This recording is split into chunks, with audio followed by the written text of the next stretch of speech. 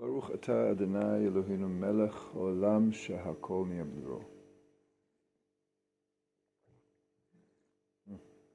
Coffee and Cabala. We're doing the HaRashash Siddur. We're learning the Shema Yisrael. It's Tu B'Shvat. I'm going to check this. Do you see any bugs in here? Nope. Baruch atah Adonai Eloheinu melech olam borei pri ha'etz.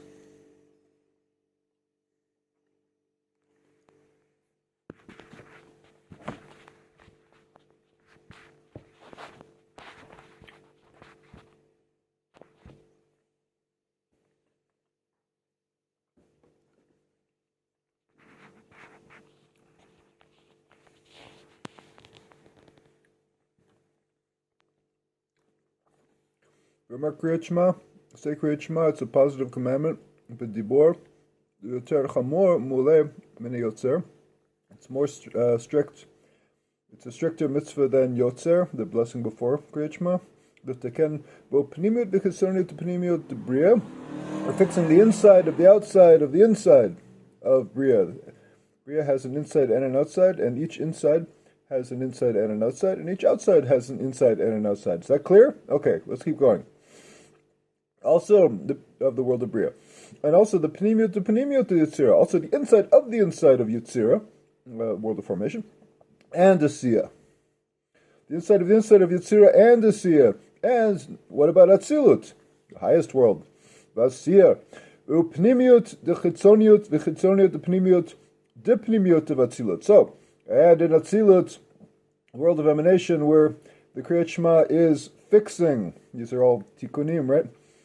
The taken, like it says here, is fixing the inside of Atzilut, but not just the inside, it's the inside and the outside of the inside, and the outside of the outside of the inside of the inside. That perfectly clear? Clear as mud. Okay. Basically, in the HaRashash, you have to understand, he does a lot of this stuff with the inside and the outside.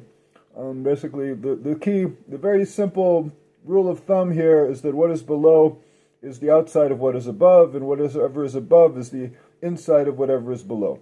So the world of Asiyah has an inside and an outside. So when we're saying, we start the prayer, and we're saying the Birchat HaShachar, the blessings before the prayer, 18 blessings and the morning blessings that every Jew says in the Shacharit prayer, and then we say we learn about the temple sacrifices, we learn about the temple, we meditate, and we enter into the temple. That's not just reading, learning. It's actually, it's the chassid, a Piatzetzner chassid at least, he goes inside and sees it happening. But that's learning about the temple and the sacrifices and all of that stuff. That's considered outside. It's the world of Asiyah, because it's what we're doing. You're bringing the cow to the temple, and we're remembering what happened for the temple that stood as the focal point of Israel for 830 years. Sorry, the first and second temples lasted for 830 years with a 70-year lacuna. That's not the right word. In the exile in Babylon, but whatever. And then that was the focal point of Israel. So we remember, but every day when we're davening, we're remembering the temple. So that's outside stuff. It's action. And above in Yetzirah, it's inside of it would be the inside of Asiyah. World of formation would be the inside of Asiyah, and then the world of Yetzirah would be the inside of Asiyah, and so forth. Also, you could look at it the opposite direction. Yekaven l'kayam mitzvot aseh likrot kriyat shema v'yekaven liyichud kudsha brichu kanizkar le'el l'kaman. So, before you say the Shema, you have in mind, this is the Shulchan Aruch, it's not just Cabala, you have in mind, before you say the Shema, that you're doing the positive commandment of reading the Shema. I hereby am saying, Shema Yisrael, Hashem Elokeinu, Hashem Echad. Why? Because God commanded me to, because God said to do it, and I am doing what He said. God says jump, and I say how high, like the Marines. No, seriously, you have in mind a serious... you need to know what you're doing. Otherwise, it's just lip service, just moving our lips. So we have intention, kavanah, about what we're doing, to be conscious of what we are doing. And we also say the yichud kutshib, and the lichud kriyat shema. Sorry, I said that wrong earlier. The yichud kriyat shema. There's a unification of the kriyat shema that is mentioned above. We'll get back to that. V'kavet bli neder, and v'kaven ki al yedei kiyu mitzvot aseh zo haya zoche lahamshik koach v'tosefet kedusha l'rachel la'alot la'ota al makom zeranpin datzilut. Okay, the kavana here is, besides just saying, I am doing what God commanded me to do, and he said to say the Shema. That's the idea before you say the Shema, Hear Yisrael, Shema Yisrael Adonai Eloheinu Adonai Echad, in the morning and the evening service. Besides that, we're doing, by means of this, and you have in mind that by means of this mitzvah aseh, this positive commandment, we merit to draw power and additional kedusha to the partsuf of Rachel, to raise her up to the place of Zer Anpin in Atzilut. So the Kriyat Shema and its blessings are in the world of Bria. The world of Bria is the world of creation, the world of the seraphim, the world of the throne of glory, the world that Isaiah saw in the 6th chapter of Isaiah, when he saw God sitting on the throne of glory, the king, and in the wondrous king, when he looked at the king of Israel in Jerusalem and next to the temple in the palace, and then he saw a vision he saw the king, and then he saw in heaven there was a vision of God the king, who has no form, who does not have a body, but he communicates through visions, and he saw so it's a time of kingship, of sovereignty of Israel, of ruling over our land, and he saw this wondrous vision, and that was in the world of Bria.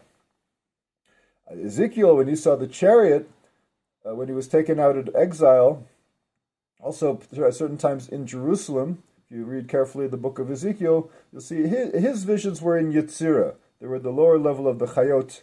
The Chayot are the holy Chayot angels are in the world of Yetzirah, and the Ofanim, the real angels, are in Asiya. Anyhow, so again, to review, before I say Kriyat Shema, I have a mitzvah. I'm doing a mitzvah. God commanded me to do it, and by means of this mitzvah, I'm going to merit giving koach, strength, and additional kedusha to Rachel, the partsuf of Rachel, to raise her up to Zer Anpin and Atzilut. So basically you have to know, Rachel is a partsuf. Rachel is the female partsuf on the lower half from the chest and below on the back of Zer Anpin, her normal place, and from the chest and above, and Zer Anpin is the normal place of the partsuf of Leah.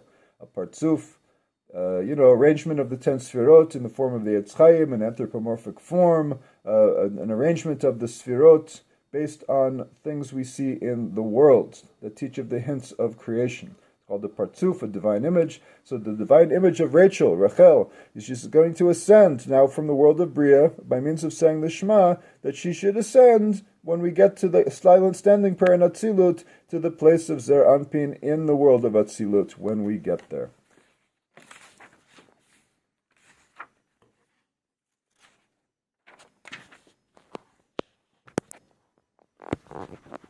Shema Yisrael.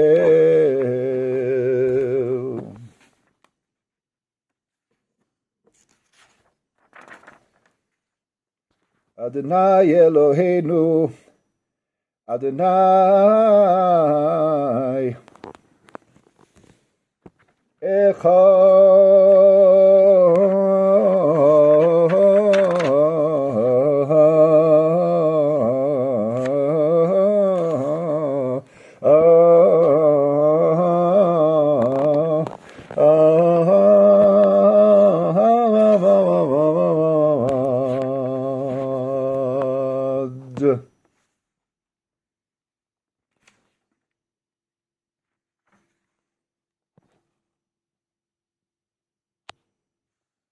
Chitzoniut de Pnimiut, Pnimiut de Chitzoniut.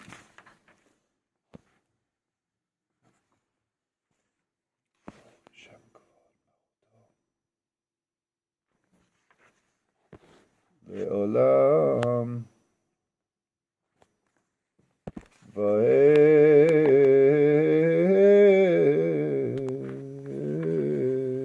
ואהבת את אדוני אלוהיך בכל לבבך, בכל נפשך, בכל מאודיך, ויהיו הדברים האלה אשר אנוכי מצווך היום על לבביך, ושננתם לבניך ודיברת בם בשבתך בביתך, ובלכתך בדרך ובשוכבך ובקומך, וקשרתם לאות על ידיך, ויהיו לטוטפות בין עיניך, כתבתם על מזוזות ביתך ובשעריך. God bless. I wasn't actually saying it with the kavanot, obviously, but if we learn carefully, if you sit down, it's the work, a labor of love, and it's the work of years, or at least months. You can have in mind these kavanot very quickly when you're davening.